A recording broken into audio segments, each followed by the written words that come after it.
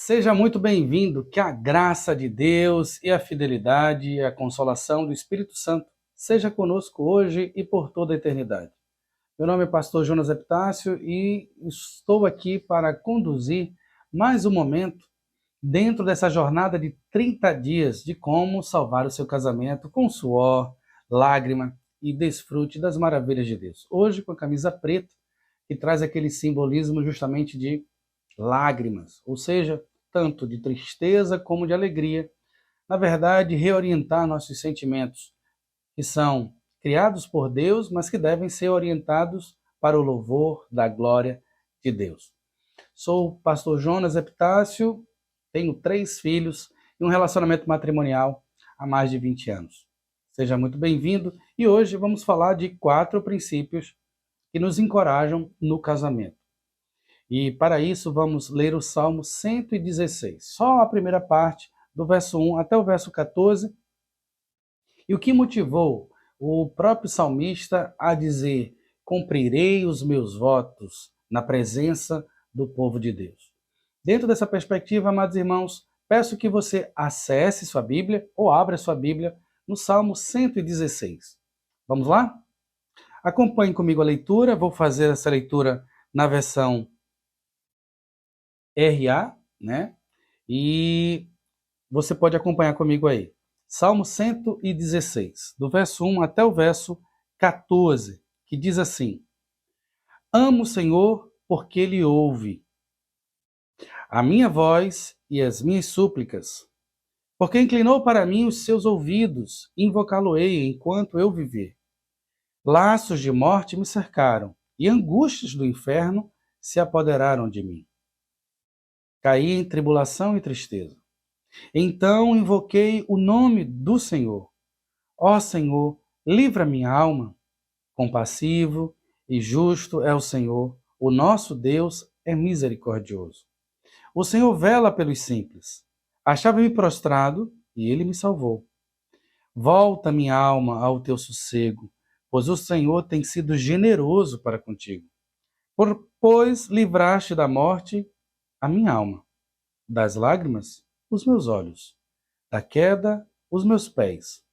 Andarei na presença do Senhor na terra dos viventes.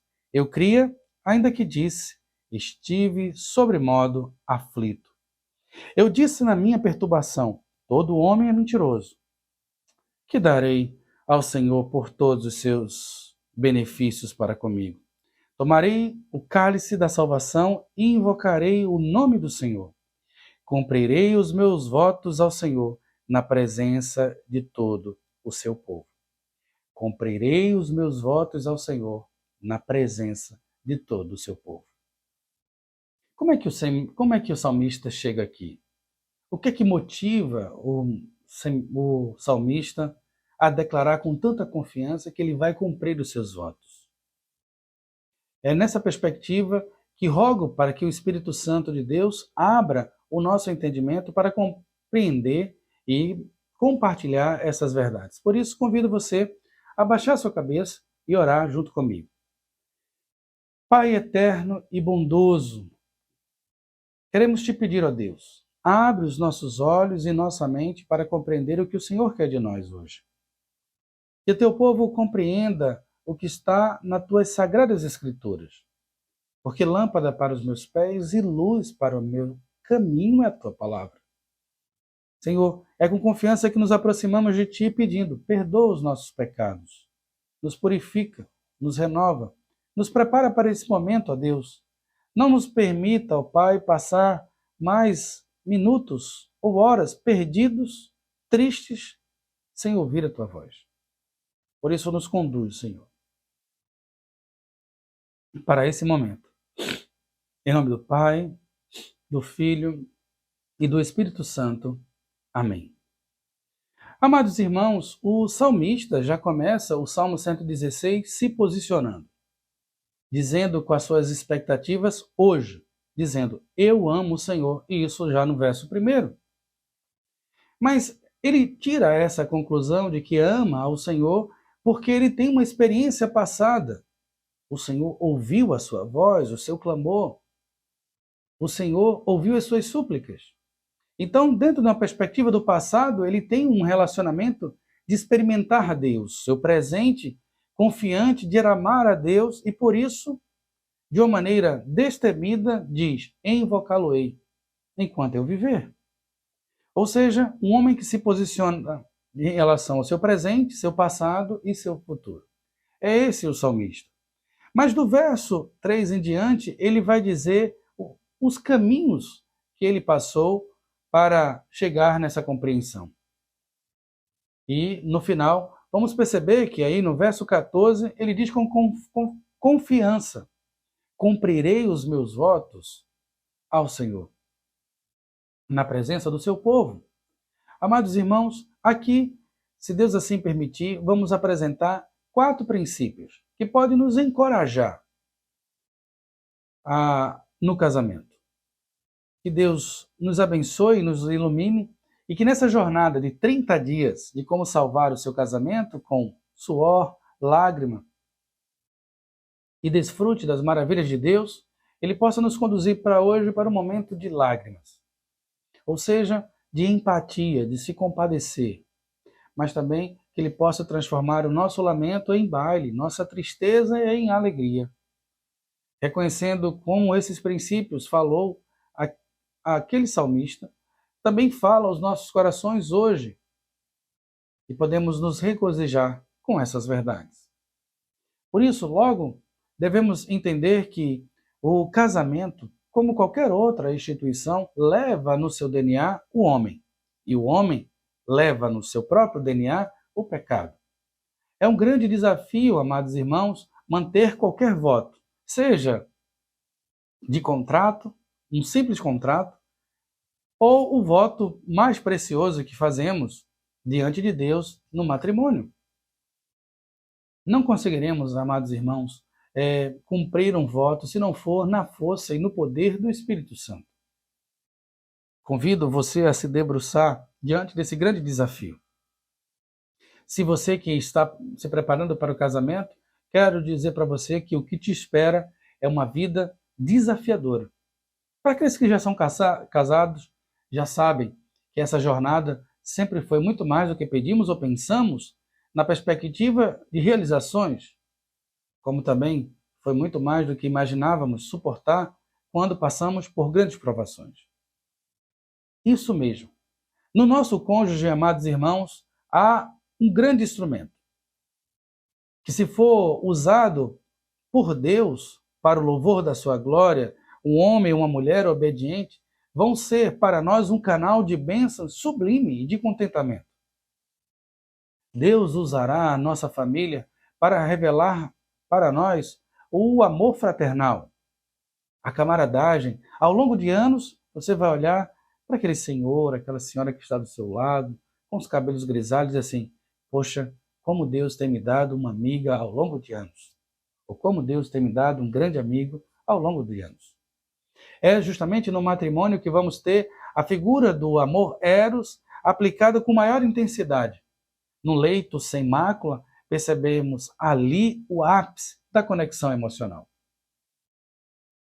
É no próprio matrimônio que vamos compreender com maior profundidade o que é o amor sacrificial. Pois mesmo sem ter a recompensa devida, vamos fazer e amar a nossa esposa como Cristo amou a igreja, se doando por ela. Isso muito mais do que pedir ou reconhecer ou buscar nela alguma coisa, mas simplesmente amando pelo que você já é em Cristo Jesus. Da mesma perspectiva, vamos perceber esse amor sacrificial de se doar pelo seu marido, mas não porque está se doando por ele, mas como a Cristo, ao próprio Deus, em obediência a ele. Perceba, amados irmãos, que é justamente no matrimônio que vamos viver os grandes desafios, mas também os grandes contentamentos, pois teremos ali a figura da plenitude do amor fraternal, eros, bem como sacrificial. Em contrapartida, o nosso cônjuge, se não for obediente a Deus ou viver caminhos de rebelião, podemos ter na figura dele um instrumento usado na mão do próprio diabo. E como o próprio diabo pode usá-lo para ser um tormento na nossa vida, de frustrações, opressões, desespero, medo, coação. Ah, quantas histórias não vimos na TV de homens perversos que destroem o seu próprio lar com suas próprias mãos, assim como mulheres que não querem um relacionamento e com as suas próprias mãos destroem a sua própria casa. Os noticiários estão cheios cada vez mais de homens que tiram vidas das suas próprias filhinhas, da sua esposa e destrói sua própria família. Cada vez mais vemos mulheres que negligenciam tudo que está em suas mãos apenas por vaidade e um contentamento diabólico. Amados irmãos, o nosso cônjuge que está ao nosso lado, a nossa família, é um grande desafio viver a vida cristã dentro do nosso próprio lar. O próprio Senhor diz em Mateus 10:36 que o inimigo do homem, os maiores, estão dentro da sua própria casa. Isso não significa que o nosso marido ou nossa esposa queiram o nosso mal maior, é que neles estão contidos toda a perversidade do mundo, de maneira alguma. É porque a própria família constrói laços tão significativos, emocionalmente falando, que um deslize, uma falta de um cônjuge ou de um filho pode causar para nós grandes transtornos. Verdade. Você ser chamada de feia ou chamado de preguiçoso por um cônjuge vale muito mais do que uma palavra de maior expressão como, não vale nem a pena dizer aqui, por qualquer pessoa que não tem uma conexão emocional com você. Perceba, o quanto é relevante a afronta não é pela palavra em si, mas pela conexão emocional que já existe entre vocês. Por isso aqui, amados irmãos, compreendendo os próximos princípios que vamos apresentar é de tamanha importância para nós. Pois se estamos sendo chamados para viver o desafio do casamento, devemos entrar nesse relacionamento com o primeiro desafio, ancorado no primeiro princípio. No mundo teremos aflições. No mundo passaremos por provações. Não é porque você é cristão, você está blindado de viver uma vida ou de passar por tristeza e sofrimento. No próprio capítulo 116 que acabamos de ler, vamos ver no versículo 3 o salmista declarando isso. Veja o que diz. Laços de morte me cercaram e angústias do inferno se apoderaram de mim. Caí em tribulação e tristeza. Laços de morte, angústia de inferno, tribulação e tristeza. Acima de mais nada, eu quero te encorajar dizendo: prepare-se. No casamento você passará por provações.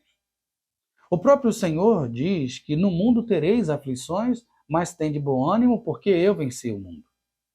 Você pode já ter lido esse versículo e olhar assim: lá fora eu terei dificuldades. No mundo aí fora, dentro da perspectiva de uma atmosfera diabólica, ou uma atmosfera onde ninguém busca Deus e os princípios são tão distantes. Mas quando colocamos que eu quero que você não coloque essa perspectiva tão distante, mas próximo de você, na atmosfera onde você já vive, você terá aflições. Você passará por grandes provações. Mas uma coisa é certa, tem de bom ânimo, porque o Senhor venceu o mundo. A própria perspectiva das provações começa no próprio renunciar. É dizer não para si mesmo e sim para Deus. Pois aquele que quer seguir ao Senhor deve negar-se a si mesmo e carregar a sua cruz e o seguir. A perspectiva, amados irmãos, que sofreremos algumas tristezas por abandonar aquilo que queríamos para nós. E isso vai provocar uma pequena e leve tristeza por não estar dando vazão a um sentimento da própria carne. Mas devemos entender que deixamos isso para ter a vida de Deus. Porque aquele que quer agarrar a sua própria vida já perdeu, mas aquele que agarra a vida de Deus já tem. Nessa perspectiva, amados irmãos, devemos entender que devemos caminhar com Ele, carregar o símbolo da vergonha da cruz, da humilhação, para viver e morrer a sua morte e assim viver a sua vida. Essa maneira que o próprio Senhor estabelece que há necessidade de passarmos por provações, porque a provação, ela gera perseverança, e a perseverança produz esperança. E dentro desse cenário, nós nos consolidamos espiritualmente maduros, íntegros e santos para toda e boa obra, para que nada falte.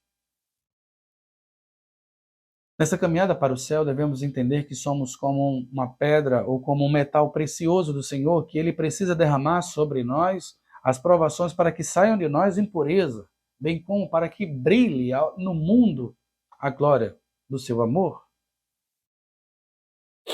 Quando vamos falar sobre a própria tristeza, a própria provação que pode acontecer, devemos entender de um homem segundo o coração de Deus, Davi, que no Salmo 13, do verso 1 ao verso 6, ele vai contemplar um pouco sobre a tristeza. Você pode algumas vezes achar, será que eu sou uma cristã verdadeira?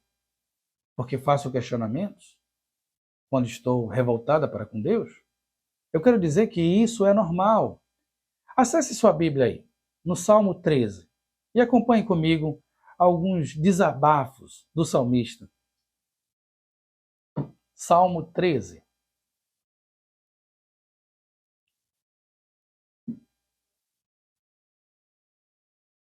Até quando te esquecerás de mim? Senhor, para sempre? Até quando esconderás de mim o teu rosto? Até quando consultarei com a minha alma, tendo tristeza no meu coração cada dia? Até quando se exaltará sobre mim o meu inimigo? Atende-me, ouve-me, ó Senhor meu Deus, ilumina os meus olhos para que eu não adormeça na morte, para que o meu inimigo não diga, prevaleci contra ele, e os meus adversários não se alegrem, vindo eu a vacilar. Mas veja o que ele diz no final, dizendo, mas eu confio na tua benignidade, na tua salvação se alegrará o meu coração. Cantarei ao Senhor, porquanto me tem feito muito bem.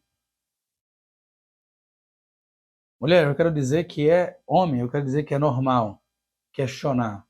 Até quando, Senhor? Mas esse questionamento deve nos levar a buscar ajuda nele. Senhor, eu busco ajuda em Ti. Eu confio em Ti. A Tua salvação me alegra. Dá-me, pois, a alegria da Tua salvação.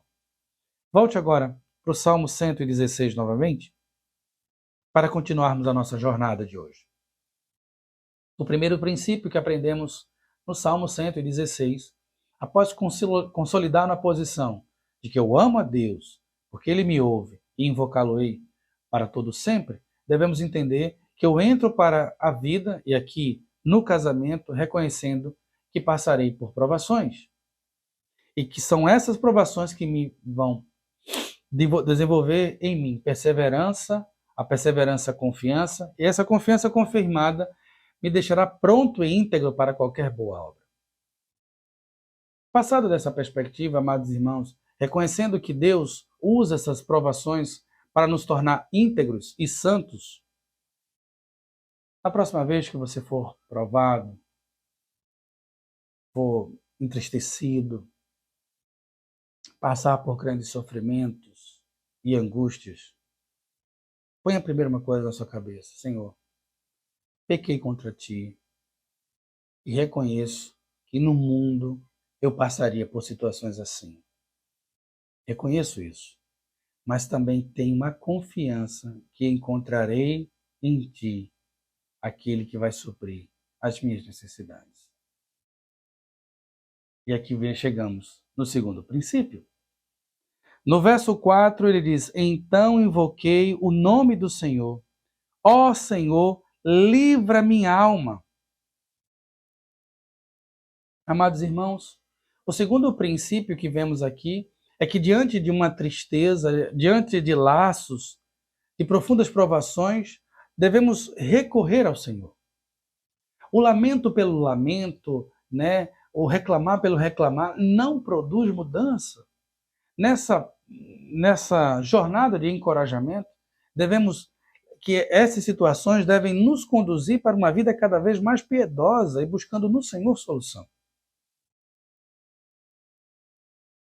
Isso não está só acontecendo com você ou com algumas pessoas.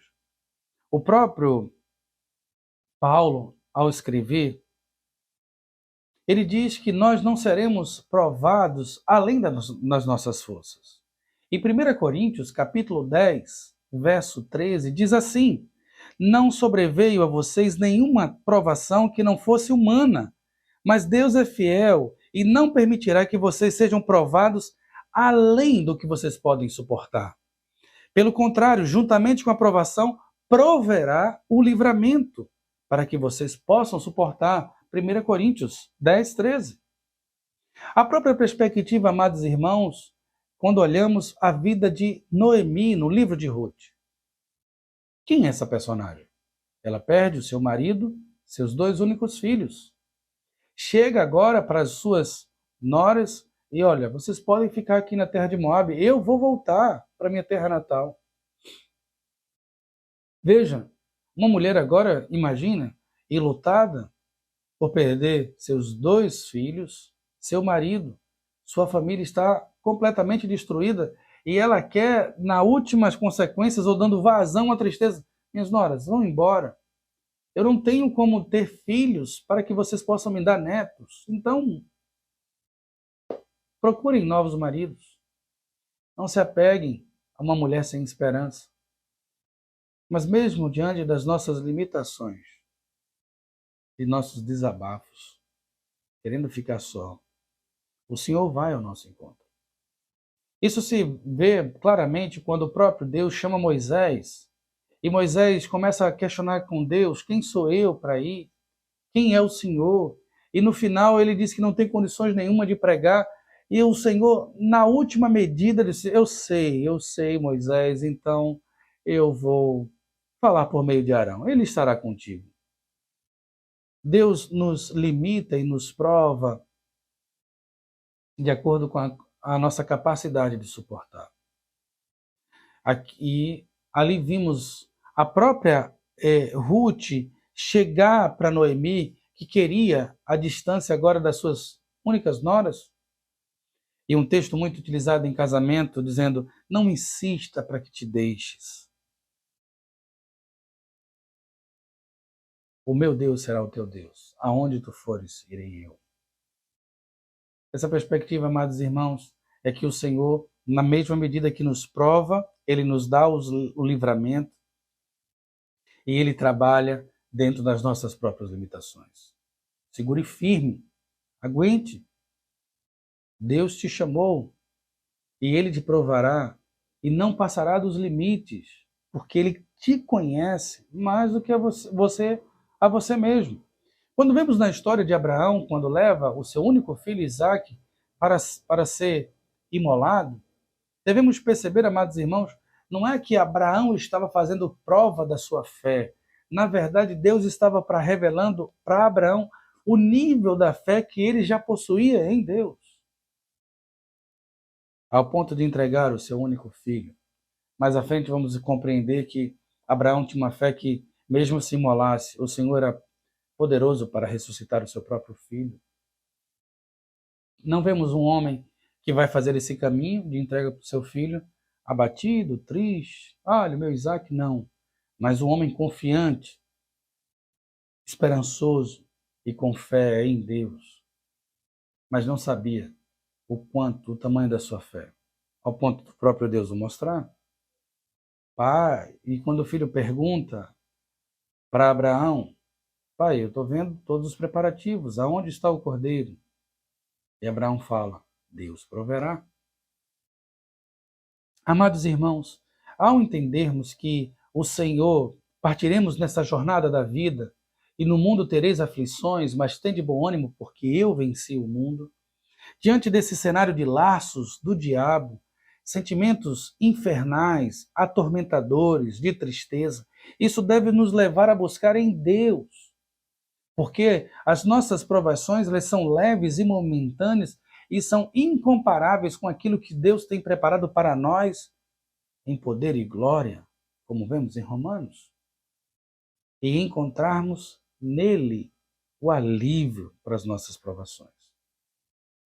Nessa perspectiva, amados irmãos, chegamos no terceiro princípio. Ao passarmos nas provações que Deus nos prova nos nossos limites, nos suprindo, é nas provações que experimentamos o seu amor.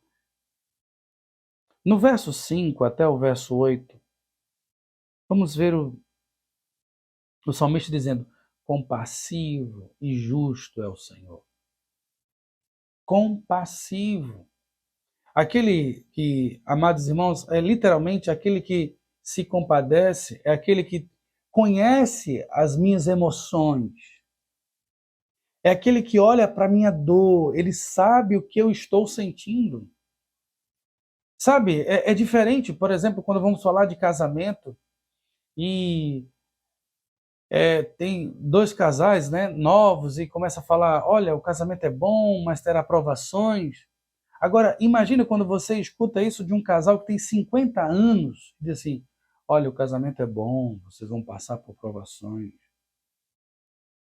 Você parece assim, poxa, essa pessoa já sentiu, já passou pelos 20 do pastor Jonas.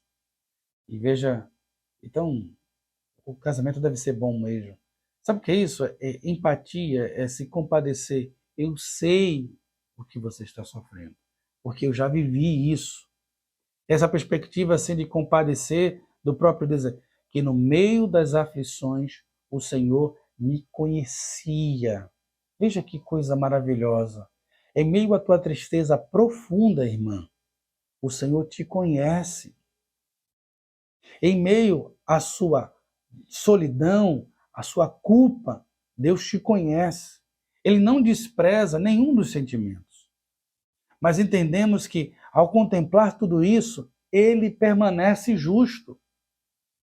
Os nossos sentimentos não moldam a Deus. Podemos levar sentimentos terríveis e ele continua sendo justo em seus decretos, lei e juízos. Então não encontramos consolo apenas porque ele abraça os nossos erros, mas porque ele nos ama de uma maneira extraordinária, revelando para nós a sua misericórdia. Passivo e justo é o Senhor. Ao revelar tudo isso, ele revela a sua misericórdia. Que coisa maravilhosa. Ele te ama, ele nos ama, ele conhece os simples. Veja o que diz o verso 6. O Senhor vela pelos simples. Achava-me prostrado e ele me salvou. A perspectiva aqui, amada irmã ou irmão, você pode estar numa situação em que não tem mais como você fazer curso, não tem mais como você falar, assistir vídeos motivacionais. Você está literalmente prostrado e teve um momento que o Senhor falou assim, basta. E ele te ergueu. Ah, Senhor, eu coloco em ti minha esperança. Eu lembro, nesses dias no casamento, a gente passou por um momento muito difícil e conseguiu superar. E é normal a gente falar assim, poxa, eu acho que foi a suplementação, o sono, né? Ah, eu acho que a gente melhorou aqui porque a gente está tendo a melhor comunicação. E diante de todas essas ferramentas, né? E todos esses cuidados com o corpo, com a comunicação, mas no final a gente falou assim, não, amor, o Senhor é misericordioso, Ele é compassivo, Ele vela pelos simples, Ele olha para nós. Isso aí é graça, graça, graça de Deus. Volta, minha alma, ao teu sossego, pois o Senhor tem sido generoso para contigo. Volta, minha alma, ao teu sossego, porque o Senhor tem sido generoso para contigo. É trazer na lembrança aquilo que traz esperança. Pois livrar-se da morte a minha alma, das lágrimas, os meus olhos e da queda dos meus pés. Que Deus é esse? Que Deus maravilhoso, amados irmãos. Que amor nos encontramos com Deus quando percebemos que, em meio à nossa tristeza, Ele se compadece por nós, acalma e enxuga nossos olhos, livra os nossos pés da queda. Isso nos faz lembrar de 2 Coríntios capítulo 1, 2 Coríntios capítulo 1, verso 8 a 11, quando Paulo fala que passou por momentos difíceis ao ponto de desesperar da própria vida. E ele diz que isso aconteceu para que agora ele percebesse que as coisas maravilhosas não são por causa de Deus usar a sua pouca capacidade, não. É para que ele possa perceber que, apesar da nossa fraqueza, Deus age apesar de nós. E Ele nos livrará de tão grande sofrimento. Pense nisso. Amados irmãos, ao passarmos por esses princípios, entramos no casamento na certeza que passaremos por provações. Olhando para o nosso cônjuge, diz: poxa, o Senhor vai te usar tremendamente para me abençoar. Vou orar por ti. Mas da mesma maneira, assim, estarei com os olhos abertos, porque as nossas armas, elas são espirituais, guardadas em Deus, e não carnais. A nossa luta, em primeiro momento, é contra os demônios e seus anjos. Entender tudo isso, porque se você, cônjuge, der brecha, você pode ser usado pelo diabo. E eu sempre digo que a flecha que acerta os pequenos cantos da nossa armadura vem do nosso próprio cônjuge, porque conhece as nossas fragilidades. Mas isso tudo deve nos levar a Deus, que limita essa provação até a capacidade de cada um suportá-la. Mas na medida que eu suporto, eu encontro o seu amor, que enxuga, que é compassivo, justo e misericordioso. E nenhuma vez o salmista, quando está em situação ruim ou em desvantagem, ele requer de Deus alguma coisa porque ele tem depositado no Senhor alguma conquista. Não. Ele olha para o Senhor e diz: o Senhor é bom e a sua misericórdia dura para sempre. Por isso cantarei ao Senhor enquanto eu viver. Nessa perspectiva, amados irmãos, chegamos no quarto e último princípio. Compreendendo o amor de Deus. Sabendo que Ele me limita dentro das minhas, que as suas provações elas são limitadas até o meu próprio limite, e que Deus é que conhece esse limite, não sou eu. E que as provações elas são leves e momentâneas, mas elas desenvolvem em mim um caráter perseverante, que gera confiança, que uma confiança gere no seu povo homens e mulheres íntegros, indesculpáveis, prontos para qualquer boa obra. Sou agora levado para ter plena confiança em Deus. E essa plena confiança em Deus é demonstrada como eu olho para o futuro, como eu planejo a eternidade. Perceba, amados irmãos, que uma das grandes características da depressão não é a tristeza, mas a ausência de planos para o futuro. Quando passamos com provações com o próprio Deus, Ele nos livra dessa provação, revelando o seu amor e nos impulsionando para ter um coração grato e confiante nele. E assim podemos declarar confiantemente como vamos nos posicionar hoje e para todo sempre. Do verso 9 em diante, ele diz: andarei na presença do Senhor na terra dos viventes. A ideia é: me posicionarei num caminho de santidade, de nova vida. As coisas velhas já passaram, mas que tudo se fez novo. É essa grande expectativa, é essa grande visão que o homem de Deus deve ter, demonstrar a sua confiança dizendo: eu vou andar na presença de Deus.